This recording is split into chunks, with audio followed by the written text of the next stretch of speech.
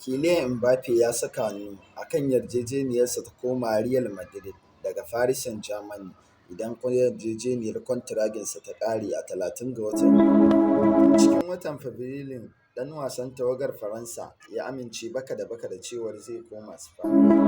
Mbappe mai shekara 25 ya saka hannu kan yarjejeniyar da Real Madrid ta gabatar masa a kan zai koma Spaniya 1 ga watan Yuli, wanda ya daidai da lokacin da ake cinikayyar 'yan wasa a La Liga. Mbappe ya lashe Kofin Duniya a shekarar 2018, inda shi ne kuma kan gaba a wajen cin ƙwallaye a PSG, mai ƙwallaye 256.